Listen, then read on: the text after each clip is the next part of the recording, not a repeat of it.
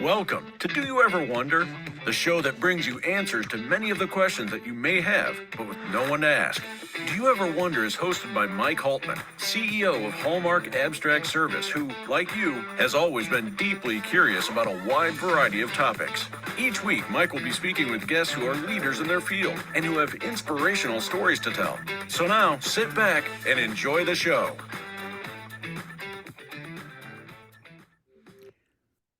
Welcome, everyone, to another episode of Do You Ever Wonder? This morning, we have a phenomenal guest. If you're a real estate agent, if you're a real estate broker, and really if you're involved in any kind of trying to broaden your reach to people, do you ever wonder what it takes to reach astronomical levels of success?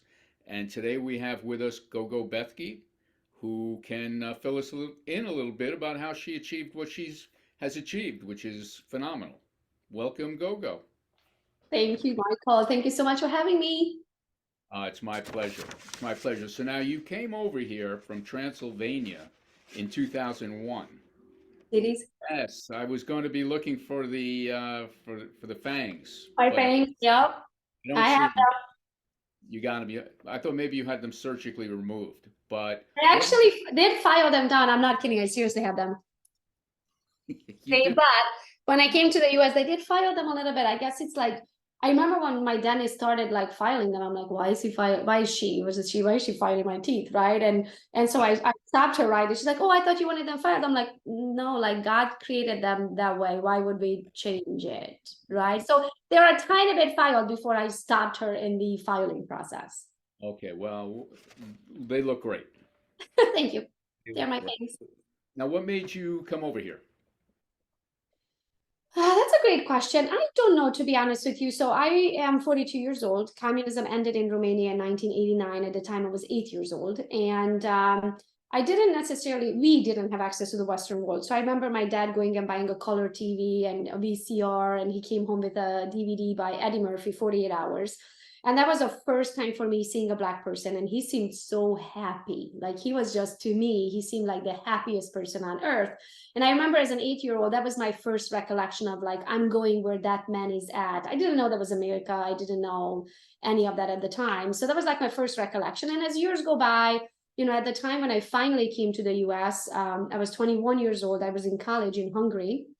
And I needed to pass an English exam on a higher level, and I didn't speak English at all. So I figured, I'm like, well, the easiest way to learn the language is going to live with the people who speak it. So I came to the US as an au pair, a living nanny.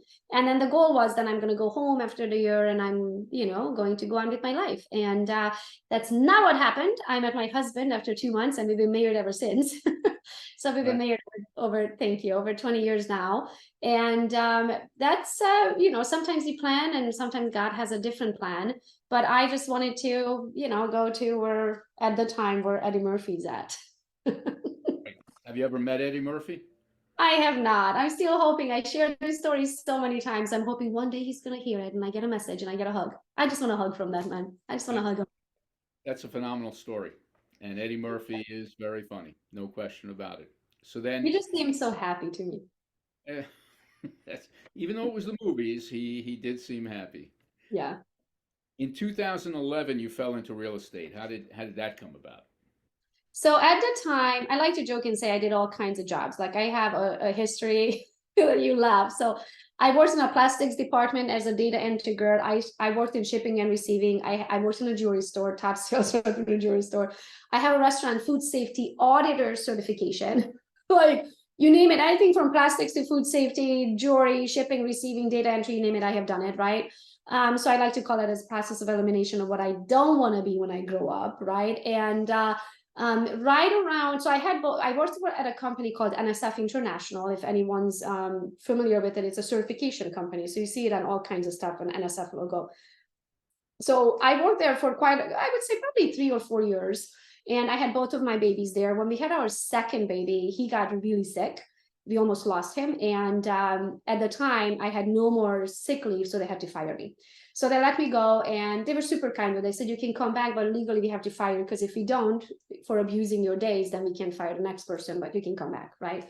So I stayed home for a while, and in those years, I watched HGTV quite a lot when my kids were napping, right? And my neighbor thought that, let me add one more piece of the puzzle in there. So because I am from Eastern Europe and I have no family here, Facebook was the way for me to stay in touch with everyone, right? So I was always on Facebook. So my neighbor thought I would make a great realtor because I have such a social presence, meaning I can use social media, right?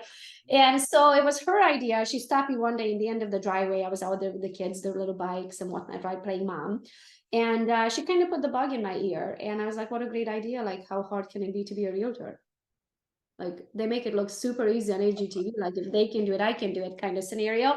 So I went and got licensed. She recommended me to talk to real estate, one, a brokerage in town. I had no idea at the time that you can go interview other brokerages. Like, I thought they were hiring me and I was so excited I got a job. Right? What I know today, it's a little different, right? But they were so kind to me. I went and got licensed. They actually paid for my licensing. So they said if I pass it, they'll pay for it. I did. They paid for it. They paid me back in my first closing. And that was it. Next thing I know, I'm a realtor. Well, it seems to have been the right path. So you started being a realtor with a little bit of a different idea of how you were going to get clients. You you shunned the typical methodology that typical brokers use, and you decided to dive headfirst into social media. And how did you deviate from what is the commonly accepted path of real estate, sending out postcards, knocking on doors, putting flyers in mailboxes? How did you determine to just go all in on social media? I want to say, because I do me, like I do whatever I want to do. I always been that way, right? Like I don't care what everybody else is doing. I'm going to do what I want to do, right? So I always had a little chip on my shoulder. But no, to be honest with you, and if you don't mind, I'm going to turn that light on because we are getting a storm or something, and it's getting dark in here. Okay. That you can see me here. Okay. So when I went into Real Estate One's office, I interviewed all of the top producers. Like, I'm a sucker for information. I am the world's best copycat. Like, I want to know everybody. I want to copy them. If somebody's already figured out something, I am not figuring out. I'm going to copy and paste, right? And get there faster. So I interviewed all of the top producers in the office. And very quickly, I figured out that, what were the common elements. It was the Zillow leads, the door knocks, the cold calls, the farming and area. That was pretty much it, right? Cold calls for me, I mean, even now I have an accent, and this is me living in the US for 20 years. Imagine we are talking 2011, so 12 years ago, my accent was super strong. My name is impossible to pronounce. I had no sales experience. I had no idea what I was talking about. Plus, I always had a chip on my shoulder of like, I am not begging anyone to do business with me. Right? They are lucky if they get to work with me, even when I had no experience, right? Because I know my work ethic and I know my hustle and I know my negotiation skills. I'm like, I know if somebody would just give me a chance and hire me, I will outperform. I don't want to say outperform anyone, but I would go above and beyond. Like I would do whatever it takes to win, right? And so I knew cold calling is not for me. I knew door knocking is not for me because I'm 5'2" little blondie and I am not knocking on strangers' doors. Farming an area wasn't for me because A, I don't have the patience, and B, I didn't have the money than it takes to be so consistent where your brand and name will actually be recognized, right? You have to do it eight times before they will recognize your brand. I'm like, I don't have money for that. Like, I just need to make $4,000. And the last one was Zillow. And I remember at the time, the top Zillow agent in the office was paying $4,000 a month for Zillow leads. And I was like, I just want to make 4,000. Like, I don't have 4,000. I just want to make 4,000, right? So those all got eliminated. So there were things that I wasn't willing to do, and there were things what I couldn't afford to do, right? So I was like, okay, then what does that leave me? Because I'm the sorest loser. Like I didn't get a real estate license to not be a realtor 2 months in, like most of the realtors, right? So I was like, okay, what does that leave me with? And that left me with social media at the time that I could afford and I felt comfortable doing. It came easy to me, like I'm already on Facebook. Plus I had to figure out who is my ideal client. I remember when someone asked me that, I was like, what the? You actually think about, like, people actually think about this? I was like, I didn't think about it. I don't care who it is. I just want to make a commission, right? But no, truly, you have to slow down and kind of figure out who is your ideal client, right? Who are they? Where are they at? So where's the easiest way to find them? And I realized my ideal client is a stranger, because I didn't know anyone. Like I came to this country, Michael, at age 21, I barely spoke English and I didn't know a single human being. And now this is age, 2011, I think I was 31 years old, 30 years old. So we are talking only 9 years in. Like, I don't have a huge sphere of influence. Like, I didn't go to college. I have no cousins. Like, so I figure, I'm like, okay, who is my target audience? Is the stranger. Where are the strangers? On Facebook. So I just kind of reverse engineered of how am I going to find them? And it's going to be on Facebook because I didn't know anyone. And that's how Gogo's Real Estate started on Facebook. And today, of course, I exist everywhere. I have the Facebook, the TikTok, the YouTube, the Instagram, the groups, the this, that, because that was the avenue that I chose to do. So when you first started on Facebook, what types of posts did you do? What types of hashtags did you use? How did you appeal to the strangers who you really didn't know who they were, obviously because they're strangers, but how did that work? What was your content? So I did not use hashtags because I didn't know what hashtags were. Okay. That took some years to figure out, right? So what was important to me, again, I always go back to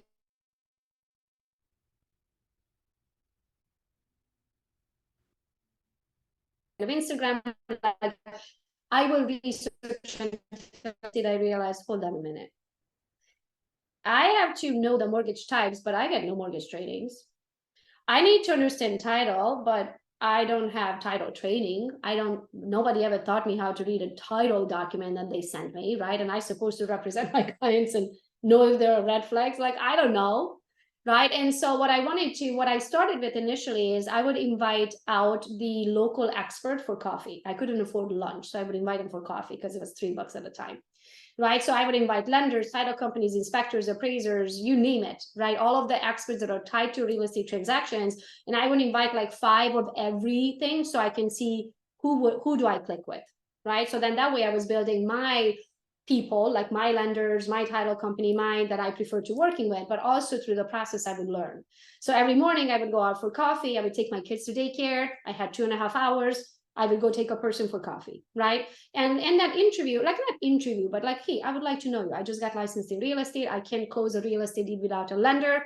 I hear that you're a local rockstar lender. I would like to just meet you, see who you are, what you bring to the table, what type of loans you can do, most important, what type of loans you can't do, right? So then I know who else I need to be talking to. And then every time I would go out to these coffees, of course, I take pictures with them.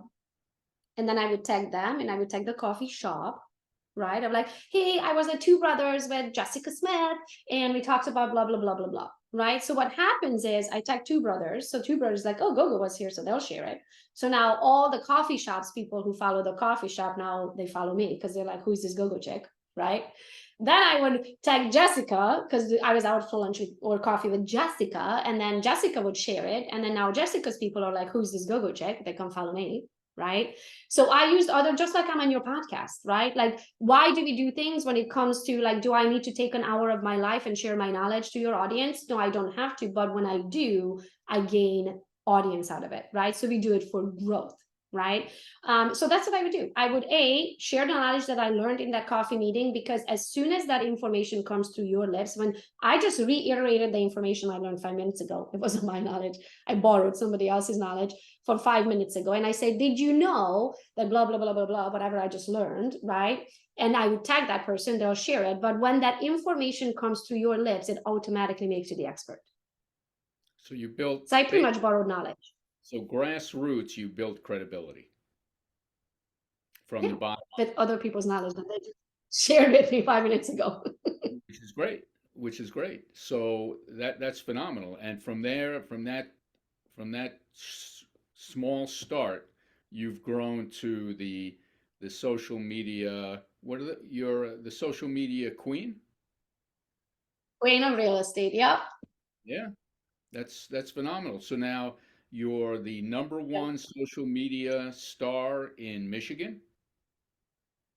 Is that correct? Well, yes, in few consecutive years, and number 16 in the nation. So there's this company called Property Sparks, and they rate all the realtors nationwide in each city, in each metropolitan area, in each state. And so in Michigan, I've been #1 multiple consecutive years in a row, and then number 16-ish usually in the nation, somewhere between 16 to 21. So now, do you find other agents are trying to copy what you've done, or do you pretty much have that niche kind of to yourself? Oh no, I want them to copy. For me, there is no better, what's the word I'm looking for? Compliment? What is Uh, it? Yes, compliment than if someone copies what you do. Yeah, right. absolutely. Okay. So you don't view it as a challenge or a potential problem. You're very much Nobody can be me, and nobody can be Michael. at, well, that is certainly true. That is certainly true. Yeah, So now there's you're only also, one Michael Haltman. There's only one Gogo Bethke. Nobody can be me. Now they can be a version, like they might take something from me that they learned and implement it and make it sound like themselves. Right? That's what I do. As I told you already, I'm the world's best copycat. Right? Like I'll go and follow someone who's really good at something, and then I take their knowledge and their ways and implement it into my way of doing pretty much the same thing. Right? So we can definitely learn from others, and I think that's the biggest compliment to someone when you implement their ways, because clearly the ways are working.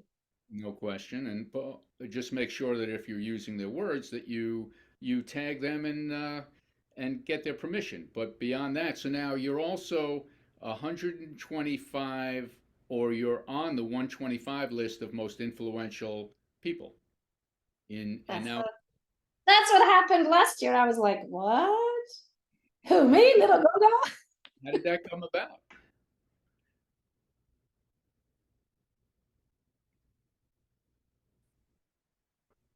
I think I lost you there for a second. You did, you did. So how did that getting onto that list come about? Oh gosh. So it comes out 100 more people every single year, and I create a list, and then all of these famous people get added to the list based on whatever they. Well, last year was the 125th anniversary year of Success Magazine, so they changed it from 100 top influential people in the US to 125. So then for that 25, you actually got to vote, right? And then so your name gets added, the people go and vote, and then I got voted in for one of the top 25 most influential people in the US, alongside like Grant Cardone and Tony Robbins. And I was like, oh my gosh, what just happened? Someone pinched me. You know what? From your standing start in 2000, when you got here, you've achieved quite a bit in a Yeah. very short period of time. It's quite impressive.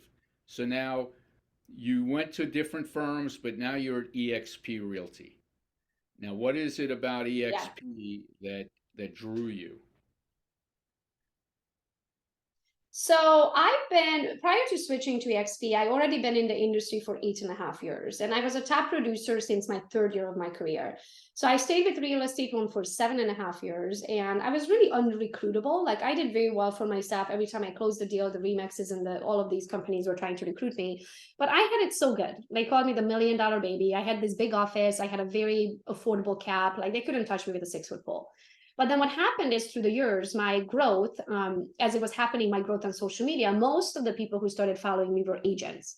And so I had a lot of talk with, or people who wanted to become agents, or agents who were unhappy at their brokerages and asking me questions if they should switch here, or if they should join Keller and all that. So I ended up joining Keller because I have had many conversations of people wanting to become licensed, and I would send them nationwide. And the brokerage I was with, Real Estate One, was just a family-owned brokerage in the state of Michigan. One of the largest brokerages were family-owned and only in the state of Michigan. So I had no ways of recommending agents into other states and other countries, because it was required. Well, I had a way, I just didn't have a way to get paid for that time.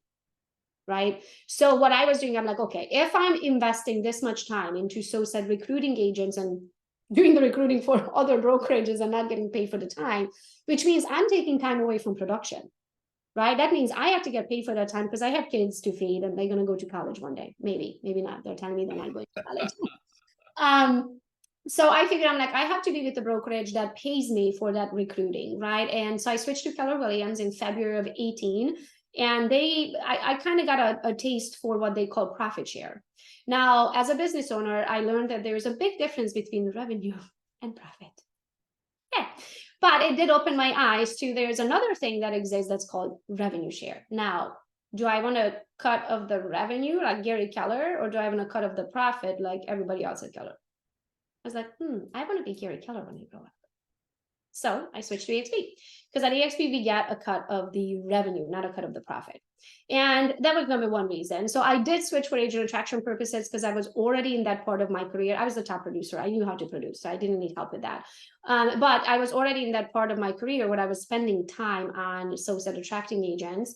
And I like to call it attracting, not recruiting, because I haven't called a single agent. They call me. They jump into my calendar. We have a conversation. I handle their question, handle their objections. And if they want to, they sign up. If they do, they become my business partners and become a Team Gogo agent, right? Today, we have 1,213 Team Gogo agents in almost every state in the US and in 6 different countries. Wow. And that's how I ended up at EXP. And then thirdly, there were 3 pillars. At EXP, we can earn our cap back. So I didn't have that opportunity anywhere else. So I was like, okay, let me get this straight. I can do 42 transactions here and pay $21,000 cap that I'm never going to get back. Or I can do 42 transactions here, pay a $16,000 cap and get it back. What should I do? What do you think I should do, Michael? Okay. So that was number 1. Number 2 was the revenue share. Number 3 was stocks and ownership. So here we get ownership, we earn stocks for doing the same exact thing that I did over here. So I made the switch in 18. And you've got I'm not going to call it a stable, you've got partners of over 1,200 agents from around the country. Now, those agents are not giving you a piece of their revenue. The company, EXP, is giving you a piece of their revenue share of that agent's income. Yes. So it's a win-win. What are you bringing to the agents that entice them to become your partner? Yeah, so I'm huge on knowledge. I keep going back to knowledge, but I think that's what it comes down to. I'm huge on knowledge. I believe that we get paid for the hour, what we bring to the hour. The smarter we get, the more money we make. It's really that simple, right? So we do a lot of training. Every Wednesday, we do a mindset and production. Every Thursday, we do technology. So we call it Tech Thursday. I'm huge on systems and processes, and I live my life by these 3 things: automated, delegated, or eliminated. Right? So automated first, because there's a system or an app for that. That's you're gonna pay whatever, $7 a month and remove a human daily task, right? If it cannot be automated, then delegated, meaning hire a VA whose hourly rate is much lower than yours. So then you can spend your time on money-making activities, not data entry. And then the last one is eliminated. If it's not making you money, even if you love doing it, eliminate it, because then it takes up time and takes time away from production that makes you money, right? So we teach all that on Tech Thursday. So any new app, any Chat GPT, ManyChat, any technology, any Google Drive, you name it. We do technology trainings on Thursdays. And then on Fridays, we do an agent attraction mastermind or a team building mastermind. So some of our agents are ready to build their own teams or build downlines, just like I did at EXP. So then on Fridays, we do masterminds on that. I'm also known for 2 boot camps. So Gogos Bootcamp Social Media and Gogos Bootcamp Agent Attraction. Both of them are 2 Comma Club award-winning boot camps. Everyone who partners with me gets that for free. Then we do a lot of monthly lives, we do masterminds, get-togethers, you name it. So it's really truly a community. So we call ourselves the Team Gogo International Family of Agents. We do not pay each other anything. We share our knowledge. So it's kind of like one big fire. Everybody takes their log, throws it in the fire. Together we are smarter. We did 1.98 billion year to date in transactions. So we'll close there at somewhere around 2.1-ish billion with a B. That's absolutely incredible in a year that has been challenging for many. We did 1.2 billion last year, and we are at 1.98 year to date, probably closer at 2.1. So we still did almost $1 billion more in a down market. Now, granted, last year we closed, I think, at 750 agents, and now we're at 1,213 agents. So we did grow 500 agents, right? So we haven't doubled our agent headcount, but we did like a 0.3 or like a 35% growth or something like that in agent headcount, and then we did a 40-some%, almost 50% growth in production. It's incredible. So when you bring a new agent in, is there a metric where you can tell how they were doing before, how they're doing now that they're working with you? So people ask me all the time, hey, Gogo, why do you take new agents on at this point, right? And my answer to that is always, who am I to judge? Like, I don't judge them up front. I will judge you 6 months in based on your work ethic, right? But think of it this way. What if someone didn't take a chance on me 6 months in? 100%. I mean, what if someone didn't take a chance on me day one? Well, if you really want the bottom line answer, it's that you wouldn't be on the Do You Ever Wonder podcast. That's what would have happened. But do you ever release agents from your partnership? So we cannot. So said they don't work for me, right? We are partners as in business partners. We are in the same business. I'll be there for you all the time. We do things together. But in the end of the day, I'm not their boss, right? So they leave. So sad. We also lost quite a few agents this year as well because of the market change. Some leave the industry. Some things their grass is greener somewhere else, so they go over there. But no, I don't have that power, so sad, right? Like when they decide to partner with me, just like it's their choice to partner with me, it's also their choice to leave if they decide so, but I don't have that power, no. And nor would I want to. I mean, if they want to, there's almost like two kinds of agents. There's the agent that's always partakes and you see their faces at every event and every training and everybody knows their name, right? And then there are the agents who I sponsored and maybe I'll never see them again, right? They just don't show up. I can't force them, right? So just like I have no power of letting them to go, I have no power of telling them what to do. Right? We can show them, we can lead them to the water, but in the end of the day, it's everyone's choice of how they want to conduct their business. So is EXP one of the only firms that offers the revenue share versus the profit share? Profit share. So Keller Williams started the trend, so said back in the day, right? There was no other companies that share profit share than I know of back when I was at Keller. And then things started changing. They realized, okay, hold on a minute. Well, I want to be Gary Keller too. So if I'm bringing the agents, I want the upside, not after company dollar was spent, right? And then so many of these companies started thinking. EXP was the first one, as I know of, that started a revenue share type of brokerage, and it took us quite a long time to kind of get a name for ourselves in the industry because it was so different. Building a downline or organization is very different than anywhere else. Having ownership in a company and getting stock as an everyday agent is very different than anywhere else. Having the ability to earn your cap back, it's very different than anywhere. Most agents were like, what? Like, what do you mean? Right? Because they've been in the industry for 20 years. They paid a cap every year, and that was the cost of doing business. Like, there was no, like, it never even crossed their mind, and that's a possibility that you could earn it back. What do you mean? Right? So it was so different. Today, we have a lot of, I don't want to say copycats, but they are.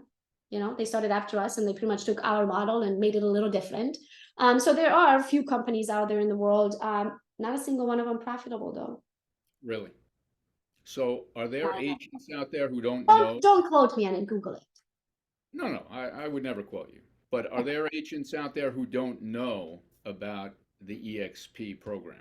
Oh gosh, yes. And I think it's also because it is so different. It still is so different. Like if someone was, let's say, in the industry for the last 30 years and they were at the typical Century 21 office, right? And that's how they done business.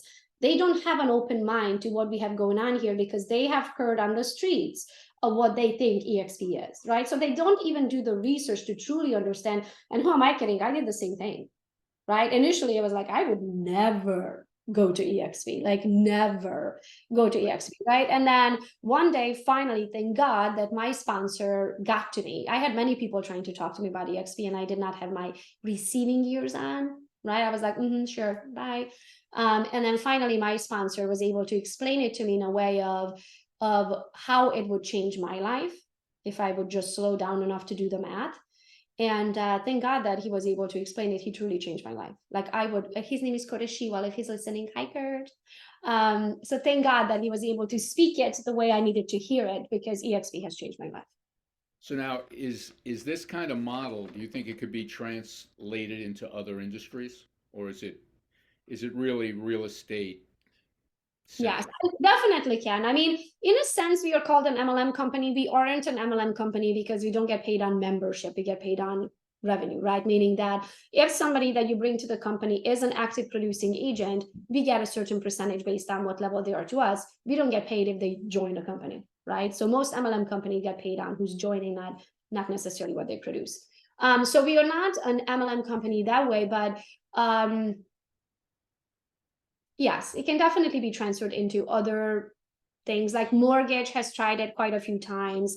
The problem is depending on what line of work, right? There are a lot of regulations in certain license type of line of work, which is hard to implement. It's not impossible because real estate, we are licensed, right? You just need really smart people and really good attorneys, right, to figure out how to build it where it doesn't go against RESPA violations. So in the real estate industry, many of the other things like the mortgage and things like that is just taking longer because they have more rules and regulations through RESPA than we do on the real estate side.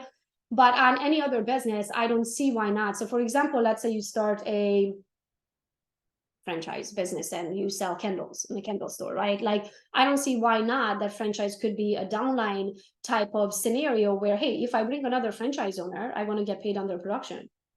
I don't want to get paid $2,000 because I brought a franchise owner. I want to get paid when that franchise owner is paying company dollar. I want a cut of that as long as that franchise owner stays, right? So I don't see lifetime of that customer, right? So I don't see why it wouldn't be able to be implemented in many other type of work. Now I know you do title. It's another can of worms, right? But I don't think it's impossible. You just need really smart attorneys to figure out how. So now, because you're not truly legally partners with your partners, do you have any legal ramification? Do you have any legal responsibility for something that someone part of you does? No, and that's a great question. This is why I sleep good at night, right? Because this is why I didn't. So I wanted to have a team, which I do. I have a very small team in Michigan, 3 agents, and we did 500,000 GCI last year, 72 deals. But I don't want to have a mega icon team. I don't want to take that and have multiple satellites offices and multiple office buildings and overhead and managers and responsibilities. And my name is on the contract and none of that, right? So if you think about it, my name is nowhere in the contract. So if any of our 1,200 agents is not doing the right thing today, I sleep good at night because my name is not on the contract, right? I have nothing to do with that. I don't know what they do. I'm not their boss. They don't report to me. They get to do whatever they want. In the end of the day, they're self-employed 1099, right? So no, we take no liability for our agents, nor do we have to give them anything. So everything that we do, earlier you asked me what else. I mean, I could go on for hours of what we do for our agents. We celebrate our top producers, our top agent attractors when they have a baby, like we truly act as a family. I don't have to do any of that. Like I spend thousands of dollars every single month sending gifts to our Team Gogo organization because I want everyone to feel loved and celebrated and their hard work, appreciated and all that. All the trainings that we do, like I do hundreds and hundreds and hundreds of hours. I mean, thousands of hours of trainings that I have done through the 5 years for them to be partners with me. I don't have to share my knowledge. I don't have to share my Google Drive. I don't have to have 20 employees to run this business, right, to help other agents grow their businesses. I don't have to do any of that. I do that because I want to. So I look at partnerships, and if they chose to be my business partners, then it's my duty to give them the shirt off of my back to help them in their businesses and whatever they want to achieve and what their goals are. But no, I don't have to. So it's not required by a company for us to do anything besides sign them up. I think you have the philosophy. I'm in a networking group, and one of the taglines is "Givers Gain." And I think that you embrace that mentality. So if there's somebody watching this and they want to potentially join with you, how would they reach you? Yeah, thank you for asking. So they can go to myname.com, so gogobethke.com, and on there is a button that's called Partner with Me.